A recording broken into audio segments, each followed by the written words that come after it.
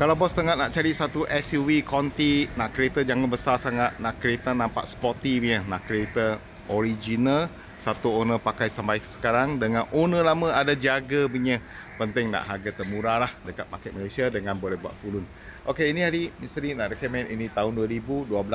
Ini adalah Audi Q3 Quattro. Ini adalah kereta boleh kata cun-cun cantik ni, kereta boleh kata parking lah. Okey, ini hari juga Mr. nak jual harga murah-murah lah, pasal kereta pun cantik-cantik lagi, ambil balik pakai lah. Okey, harganya 33,800 saja. Boleh buat full loan kalau buat full loan 7,800 sajalah. Bayar selama 5 tahun saja. Okey, sekarang Mr. review ini kereta, kasih bos tengok.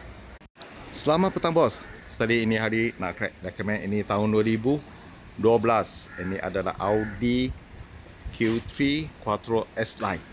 Okey, ini kereta nampak memang sporty dah. Untuk perempuan pakai memang sesuai ya.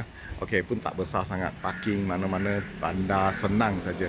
Okey, kereta pun pick up ada turbo engine, memang minyak jimat dengan pick up kuat lah. Kereta ni tiada kemalangan, tak ada banjir ya. Kereta memang cun cantik. Cat masih ori sampai sekarang, memang cun lawa lah. Okey, ini hari juga Mr. nak jual harga termurah 33,800 lah. Ini juga boleh buat full loan lah, bayar 4-5 tahun saja, bulanan 7 ke 800. Boleh kata ini mampu milik punya. Ini jenis kereta dulu 200,000 punya kereta, sekarang baru nak jual 33,800 lah. Dulu banyak mahal, sekarang sudah banyak murah. Ini 2.0 ini engine 2.0. Kereta masih under condition tip top tengok. Tulang semua cantik, tak ada accident. Kereta bawa sedap lagi. Minyak pun okey dalam interior pun cun-cun cantik. Ni model S-Line lebih sporty punya, nampak lebih sporty punya. Okey, kereta under condition good 33,800 saja. Boleh buat full loan. Buat full loan bulanan dia 7 ke 800. Ikat 4-5 tahun lah. Bos boleh tengok dalam interior memang okey lagi. Power seat semua berfungsi, tak ada problem. Itu screen boleh pakai tak ada masalah. Mileage dia baru 145,000 lah.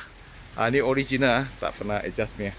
Original mileage ni cap pun original sampai sekarang Original sampai sekarang.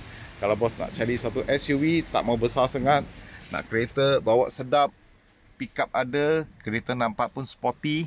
Okey, ini Audi Q3 Quattro S-Line. Boleh kata paling sesuai lah. Kalau bos mau ini kereta, nak datang test ride, okey, contact Mr. Lee. Setiap hari Mr. Lee akan post 2 video. Tolong bos dapatkan kereta terpakai harga termurah dekat Malaysia. Sila follow Mr. Lee punya video. Sekurang-kurang boleh dapat kereta yang bos suka lah. Kalau ada rasa video ni bantu bos, sila comment, share, like sama follow Mr. Lee punya video setiap hari. Thank you bos.